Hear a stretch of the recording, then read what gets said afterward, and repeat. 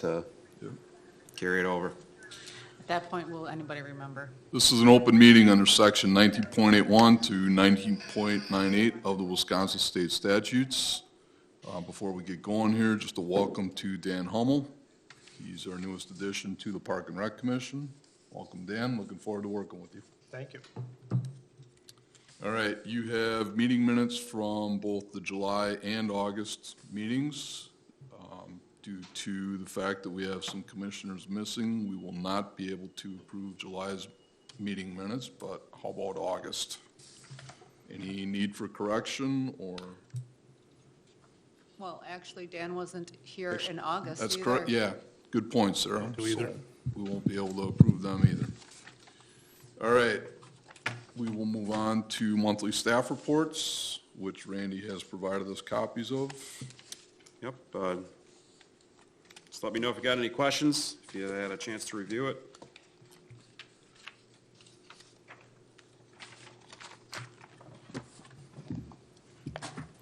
Any questions for Randy or Sarah? Nope. Nope. All right, any communication or correspondence come in, Randy? None. All right, no appearances of public comments, no old business. Under new business administration, we have the fall activity guide handout. Included in your packets is the fall activity guide. It went out, I want to say, about 2 weeks ago. Registration is open for all programs, and this program guide will take us through the end of the year and into the beginning of next year with our programming. Anything in the guide catch your eye or anything you have a question on? Any new programs you want to highlight? Sarah, Tyler? I don't necessarily, I'm trying to think if there's anything new off the top of my head. I don't, the craft class, I'm sorry, I'm probably not online. Craft classes, Cheryl always tries to pick some new different crafts to do. So we have some adult classes as well as some youth classes that she tailors to. So again, sometimes she tries to bring back popular ones and then she tries something new. We have a new Mommy and Me fitness class that is being taught by one of our fitness instructors, Heather, who has been with us for a while.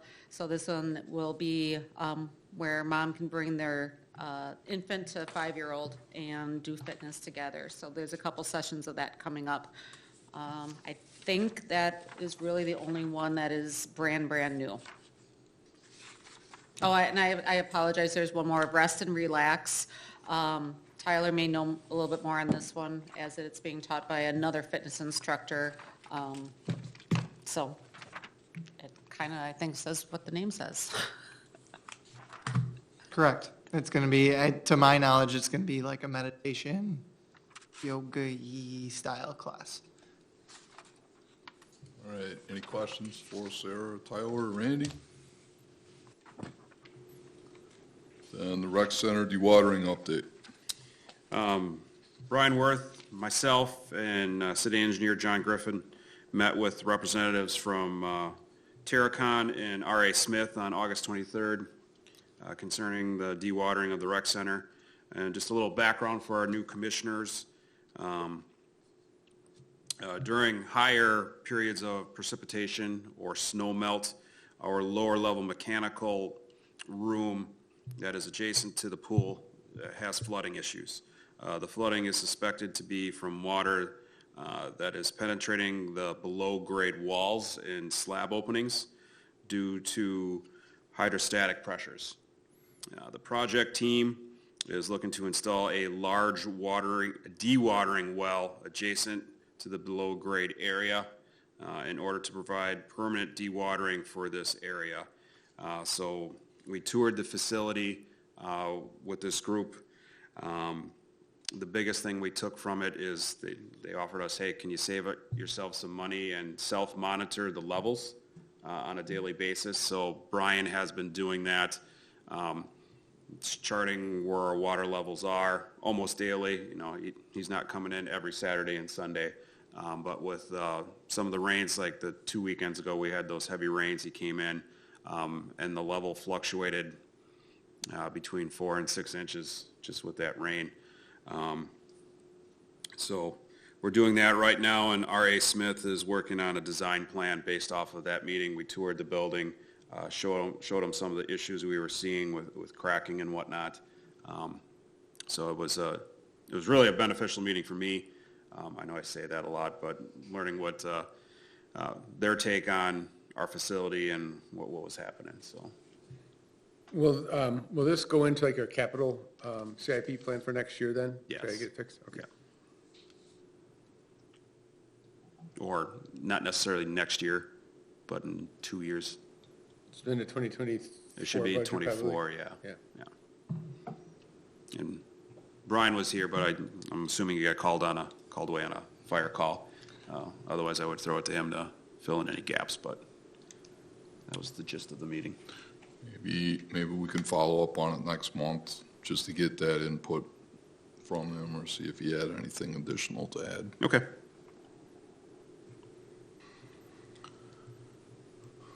All right, alcohol allowed in the rec center. We got to come up with a better name for this. Like,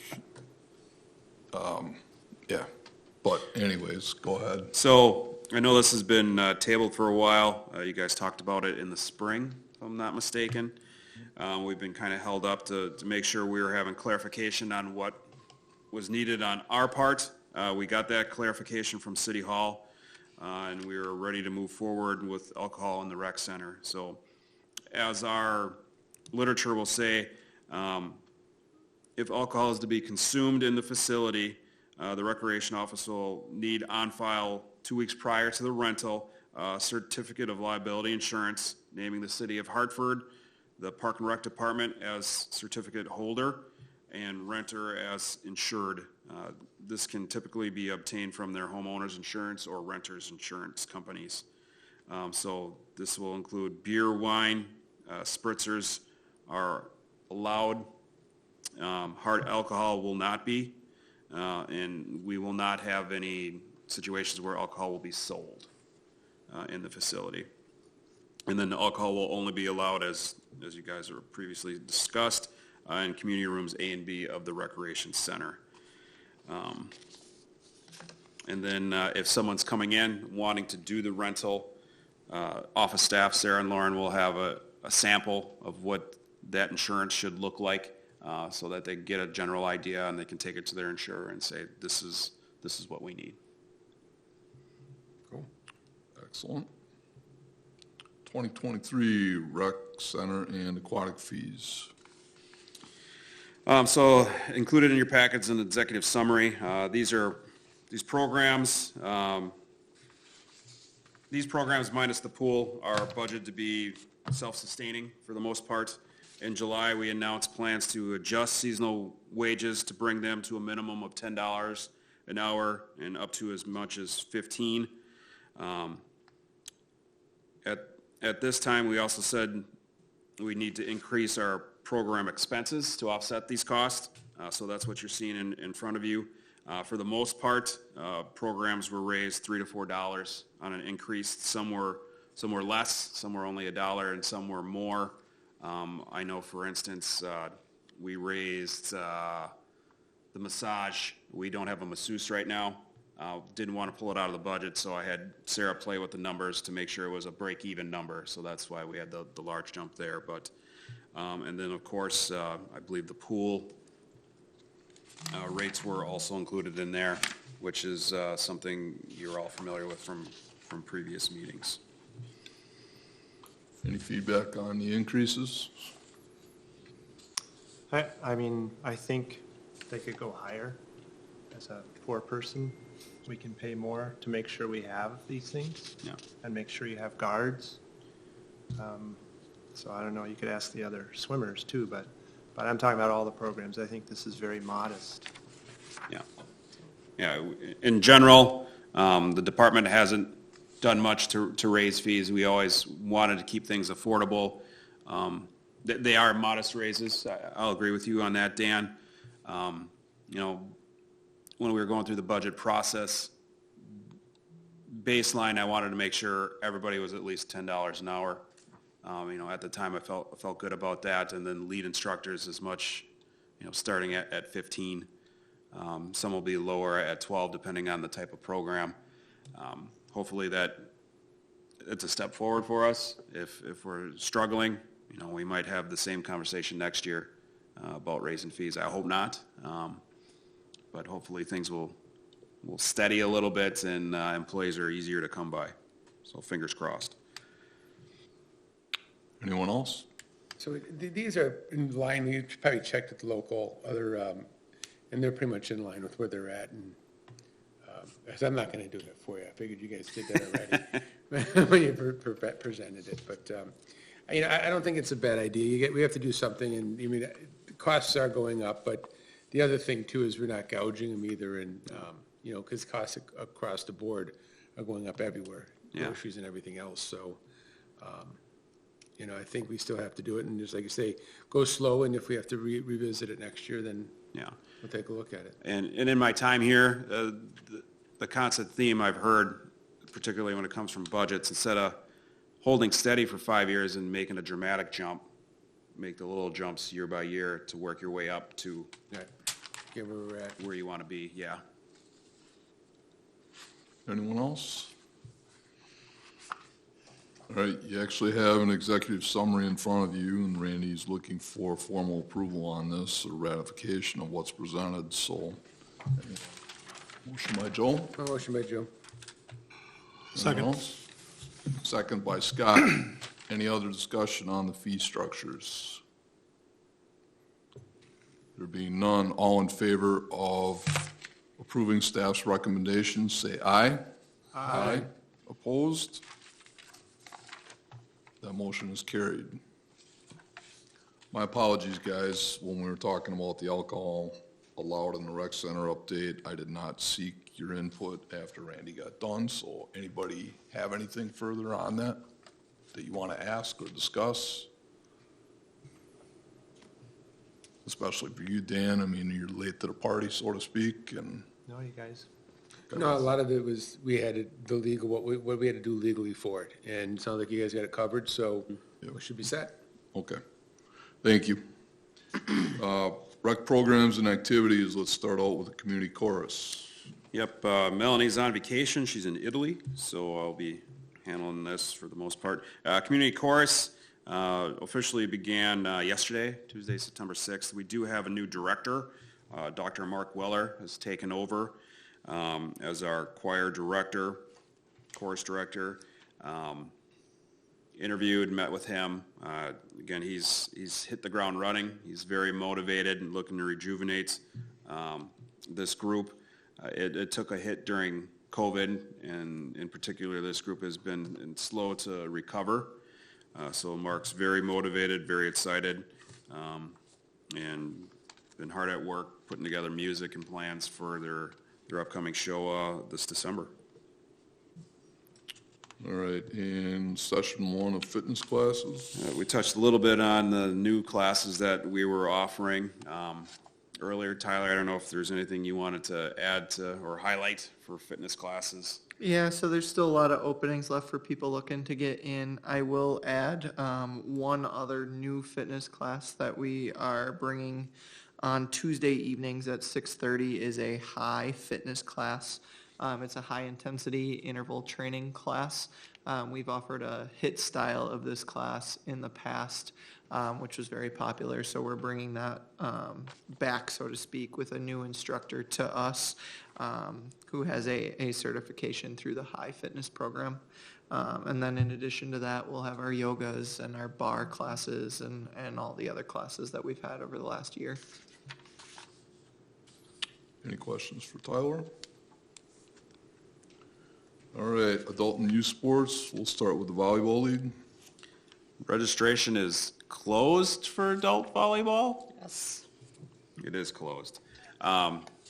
So Sarah and I were working on adjusting the schedule. Melanie had something put together, and Sarah and I used our years of experience to improve on what Melanie had put together. So we have 2 leagues, A and a B. I believe the A league had the 4 teams, and then B league has 6. So they'll be getting starting play in on Monday, as a matter of fact. So, Isn't that more teams than normal? Yes, we had a very good turnout this fall. Nice, Yeah. nice. All right, and flag football? so flag football, there are 12 teams total, 6 per age group. 48 kids in the 6 to 7-year-old and 46 in the 8 to 11-year-old. Games are slated to start this Saturday. I've helped Melanie a little bit with my experience with the program, reconnecting with Coach Redders.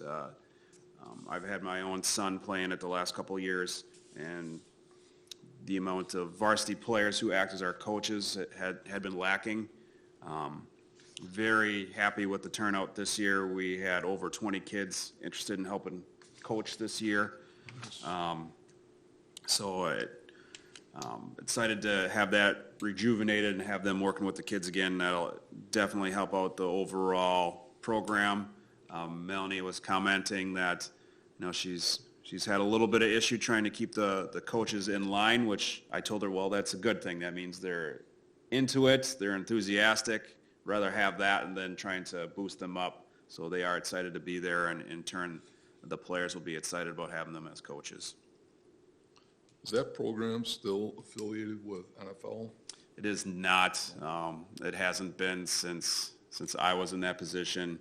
We moved away from the NFL just to save on fees. At that time, NFL was asking, I want to say, $35 to $40 a kid. They'd give us a nice equipment pack and the reversible jerseys, but I think the kids are just as happy not being in the same jerseys and playing on their own individualized teams. Good deal. The touch truck event? Annual touch truck will be Saturday, September 17th.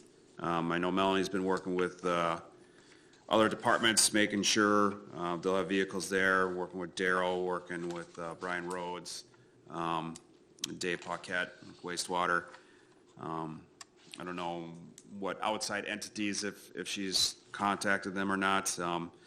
It's a unique situation with Melanie since I'm so familiar with her job, and I try not to be overbearing and control her. I want her to change it. I want her to make it her own.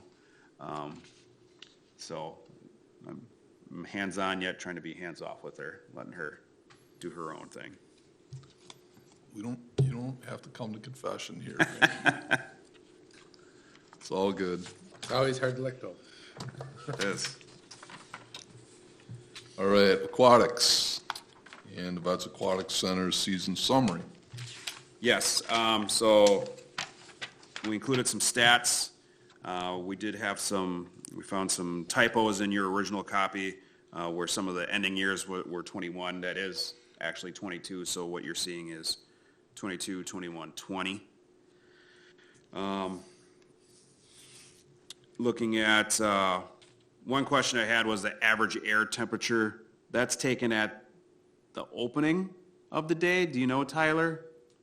Yeah, so that one, in the past, we've taken in the morning and in the afternoon.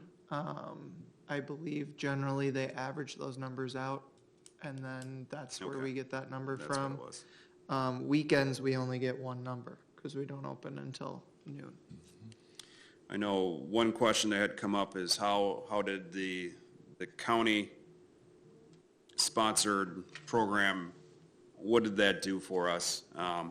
And as staff discussed, and please correct me if I'm wrong on this, guys, it really did not affect the way I think the city thought it would. People that are, in my opinion, people that are non-residents that are coming, they're not going to buy a season pass. They are going to come for the day pass for sure, which is what we've seen.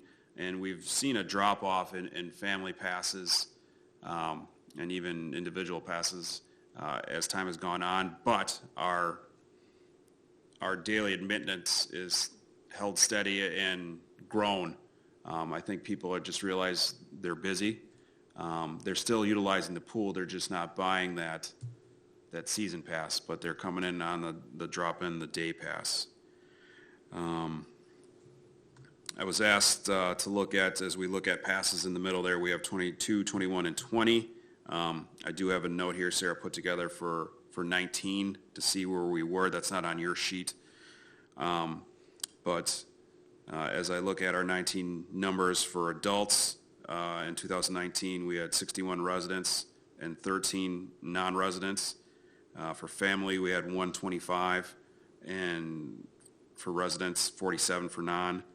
Seniors was 75 resident, 26 non, and then youth was 92 resident and 14 for non-resident. So again, I mean, that kind of shows the trend that our attendees are shifting more to the day pass as opposed to the season-long pass. As a total, our admissions were up from last year.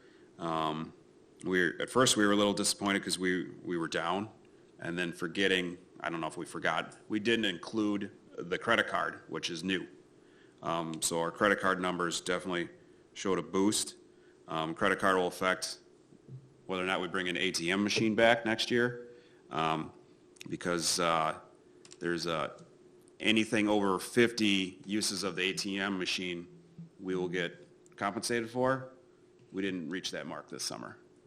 And Tyler and I also discovered that this is affecting our lockers rentals, because who's carrying 50 cents? No one's going to the concession stand to ask for change.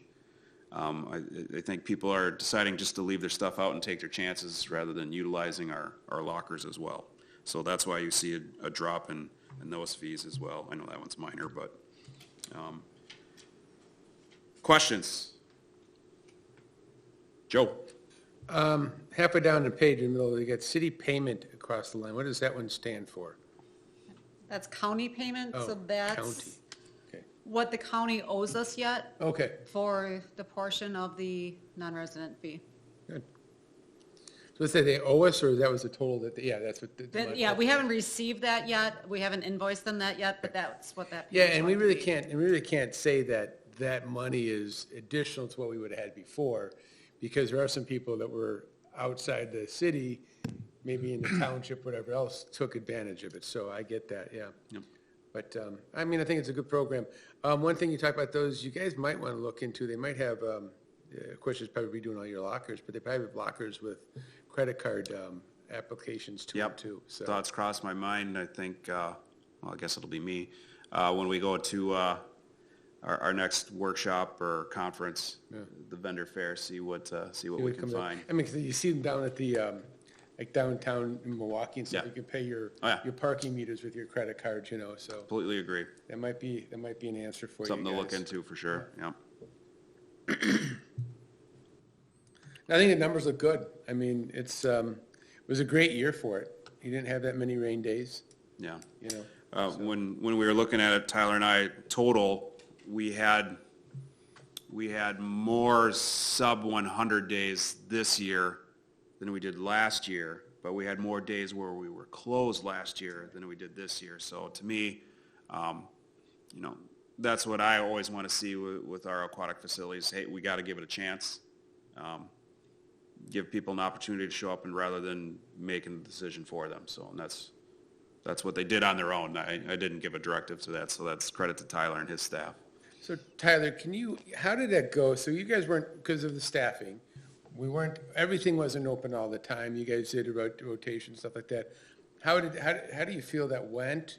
You know, first of all, and is that something that, you know, do you think that it hindered us at all? As far as our numbers go, no. Very few people batted an eye when they showed up and they were informed something was closed. We were very, very fortunate this summer. There were not very many days that we had more than one or two features that were closed. We had a couple days where we had like 4 things closed, but that was like 1 or 2 all summer. Outside of that, it was like Water Walk was closed for the day, or one of our slides was closed for the day. And even then, it was only like 3 or 4 hours of the day. So we were very, very fortunate. Staff did a great job filling in where they needed to. I was able to bring some of our indoor staff who can only guard in 5 feet of water, and they came out and guarded the areas of the pool that they were able to do that in. So we were very lucky that way. There were very few days where we had those features closed. I would say it did not affect our numbers at all. If anything, at times staff expressed some concern from an emergency response standpoint, which is an eye-opener for us. When we do our training at the beginning of the year, we train as if we're going to be fully staffed. So next year we'll be training in different staffing situations so they can feel a little bit more confident. It was never anything I was concerned about. Our response times are ridiculously fast compared to other pools I've managed and been a part of, which is another kind of kudos to the team that we have here and just how seriously they take things. So it wasn't anything that I was concerned about, but they definitely felt from a confidence level with some of the newer guards that maybe aren't as good as adjusting to those situations yet, that posed some additional challenges that we'll adjust to next year and train accordingly based on the situations we did find ourselves in this summer. I mean, that's great. I mean, like I said, I didn't hear any, you didn't hear any complaints, you didn't hear any grumblings or anything else like that. Or I don't think the group here has at least. And, and for your people to come up and just kind of fill in, it's great. And, like I say, you kind of live and learn. Obviously, if something would have happened, I'm sure they're all trained. They would have figured it out quick. I've worked with several of them myself too, so I know they're very resourceful if they have to be. So I think, like you say, some of it is just, really kind of just the education, as well as I know it was tight on getting new, and you had a lot of new and younger lifeguards in this year because you weren't able to piggyback with the school program. So kudos to you and your staff. Nice job. Thank you. Couple things with that. Tyler, as far as that training, make sure you put that in any outgoing notes that you may have. Secondly, I took an afternoon off, took my own family up there. The staff is not familiar with me. And we were non-residents. We were asked immediately if we were residents or not, which we weren't. So we paid the non-resident fee, so that was brought up. The slide attendants, they were very kind to my family, my daughter, and I told Tyler all this. And then they busted my middle child trying to go off the high dive without his wristband. So to me, the staff did everything they wanted to, or everything we would want them to do. So I was happy with our visit. Absolutely. So you sent your child up the ladder just to test them? Honestly, I didn't realize the rule myself. He says, I'm going to go off the diving board. I'm like, okay, have at her. He came back almost in tears. I'm like, oh, good, they did their job. Yeah. Were you the one that had the kid that wouldn't wanted to go down the slide but was too short, so they came back down and they put their hat up with their bill up to try to make them gain the I extra 3 did inches? make my youngest avoid I said, don't go over by that measuring stick. And he Sure got if he was busted. quite didn't he? there or not, so. She's a very gifted swimmer, though. That doesn't matter. Congrats, Tyler. I think you and your staff did a great job this summer.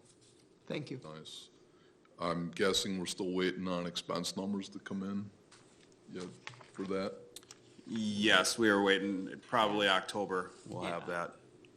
Most of them will be October. Yep. Like my kid would always say, you always have electricity running, you always got some water running. Yeah.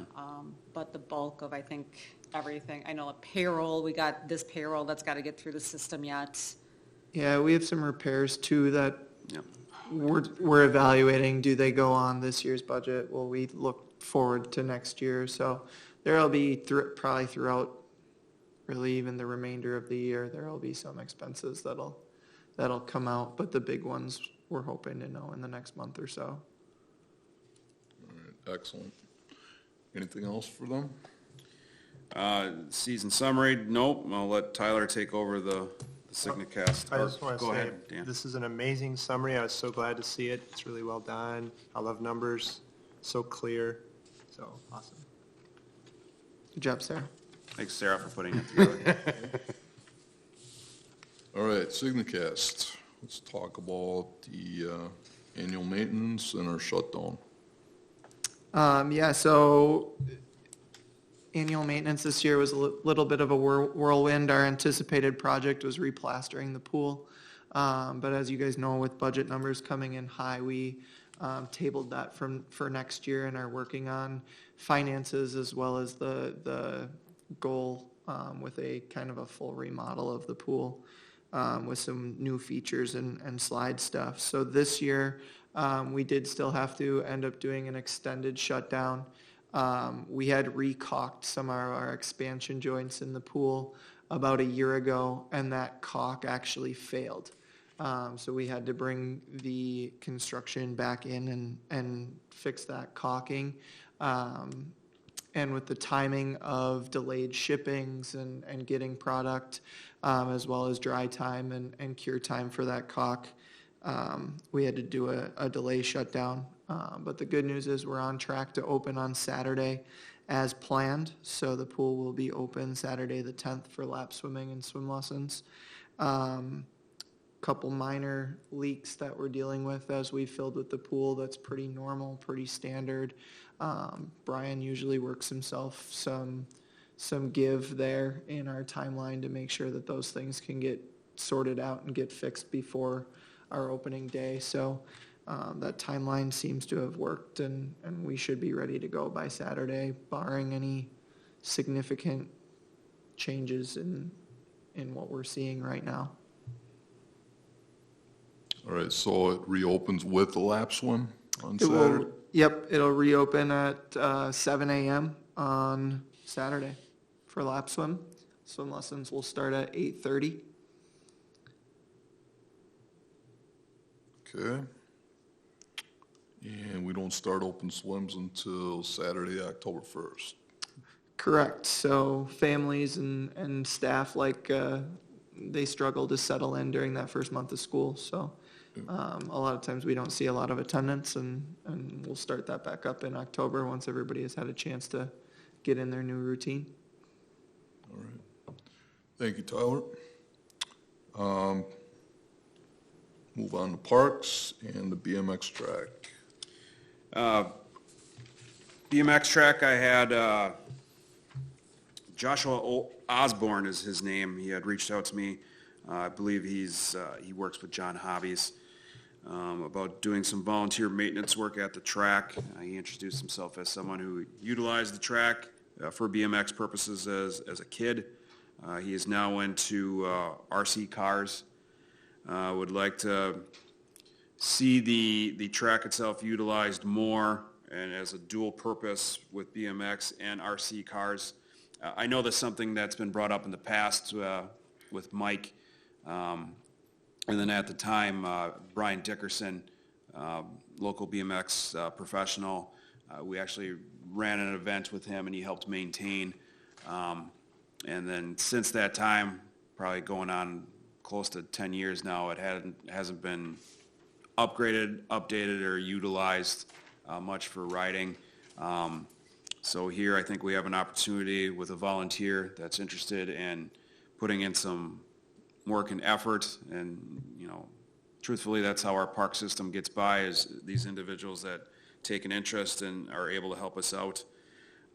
So we haven't touched base in a couple weeks, but he was going to bring to me a master plan with his thoughts. I'm not looking into doing a complete remodel of the area or anything like that, but I think some adjustments, some tweaks, bringing in some more material. I think he's got some larger goals of regular racing out there for RC cars. So, questions? So you're repurposing the BMX, or you're gonna share it, basically? It'll be a shared facility. Yeah, I do not want to eliminate BMX use. So you'll come up with some kind of a schedule possibly too, and it's gonna be an RV, Yeah. RC racing? over So, the yeah, BMX? similar to our other parks, we would note, probably not necessarily a special area, but under Indy, that this would be utilized on Sunday afternoons from 1 to 4, for Sure. example. Perfect. Anyone else? All right, an update on Centennial Park. I got some notes here from John Griffin on the construction that's happening. I believe they started up again this week with construction. They had been shut down since the 20th of August due to the rains. I'm sure everyone's seen that the mill pond had refilled after the rains. We've had 3 or 4 of these rain events that have happened, heavier rains that have filled up the mill pond. That obviously has delayed that process. The wall construction method has been modified somewhat due to this to reduce the amount of soil excavated and the cost of disposal. That has been adjusted by engineering. We will also be switching from waste management to GFL. John is making that change for us. We're going to take advantage of a reduced price for soil disposal and a shorter trucking route round trip for those vehicles. Still planning on wall completion scheduled for October of this year. With that, though, there's going to be added cost to the soil removal. I did receive our first bill this afternoon with ending our agreement with Waste Management. That bill came in at over $13,000 for removal, but with more to happen.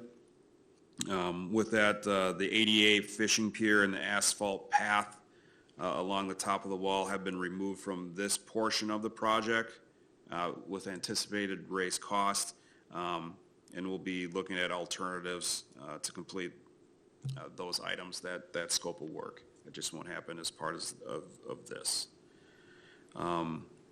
Before I ask for questions, outside of that, I've had a couple meetings with MSA to finalize.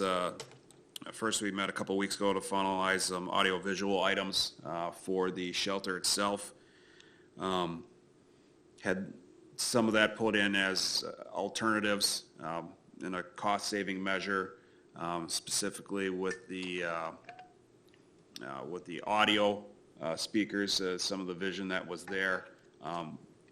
It's all included in the plan, but if something needs to go, that might be where we start. The visual aspect needed to stay. That's more security measures. I had Jack Ewing from our AV department, the department head, and he was in on that meeting, letting them know, giving his expertise of what should go where as far as cameras and visual line of sights. And then John and myself met with MSA at the end of last week to finish up a couple of their documents, and we're still on schedule to be out to bid by late October. Any questions, comments? Was that, excuse me, was that increase in costs for the soil removal because of the contamination? Yes.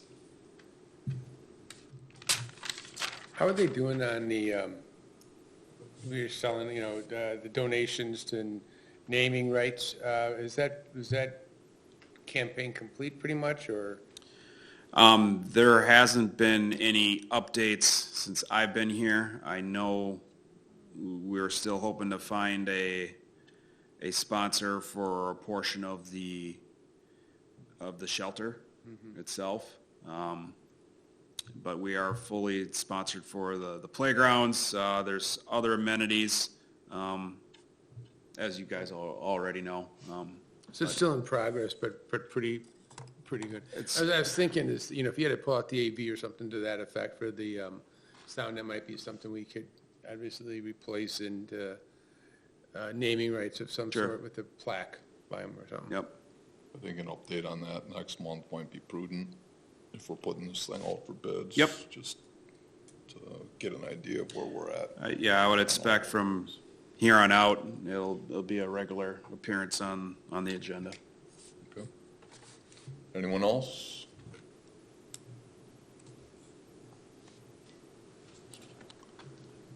All right, the park bathroom renovation update. So we did have our bid opening on August 22nd.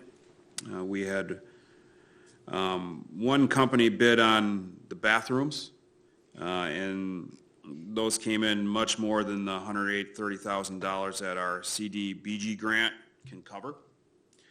I talked over with staff, meaning mainly Brian Worth and myself, John Griffin, and we decided to move forward with the money that we had to do the bathroom at Woodlawn. We felt like that was a priority. That budget number was $79,013. And then our second most used facility, of course, would be Independence Park. That bathroom came in at $103,443. So we have an overage of roughly $45,000. To complete these projects, what I am doing is we had a CIP for our Veterans Park shelter planned for this year. That was, I want to say, like $79,000. We're going to take the money from that, which is coming from our Park Reserve Fund, to cover the roughly $45,000 overage to ensure that we're utilizing that grant money and getting two of our most highly used bathrooms taken care of. Willowbrook was actually quoted in two quotes separately, both for men's and women's. And those were both quoted in, I have it here, mid-70s, $77,168 for the women's room and $79,013.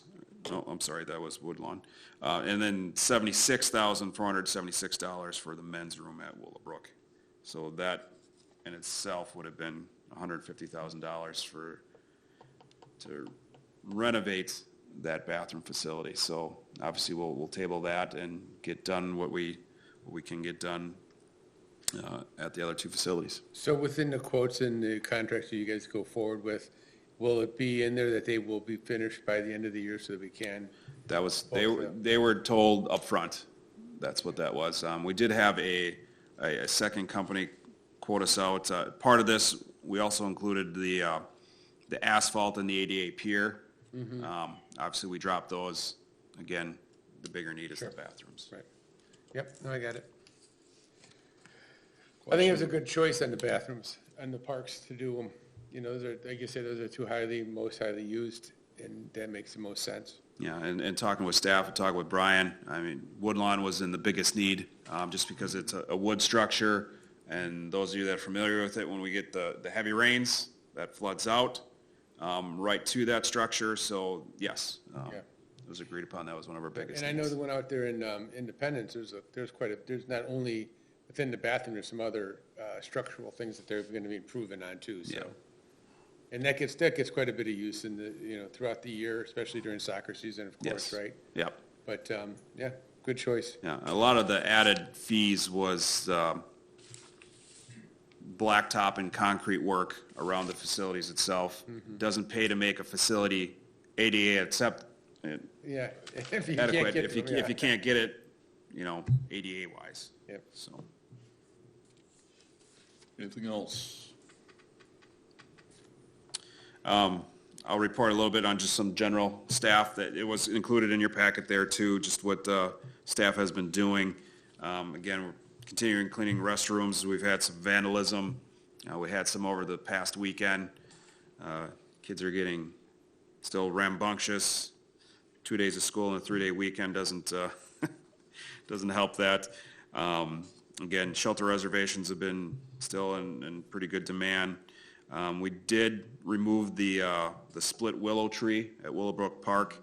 I'd like to thank utilities and as well as street departments for their assistance with that. Ben Forrester was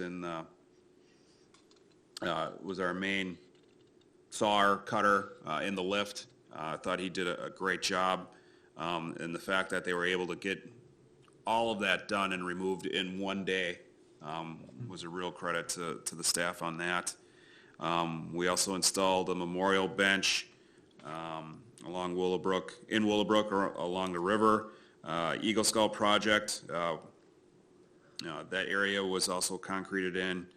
And then we've had some volunteer groups working along the river line, removing the vegetation, the saplings that weren't wanted along there. Brian, is there anything else you wanted to add?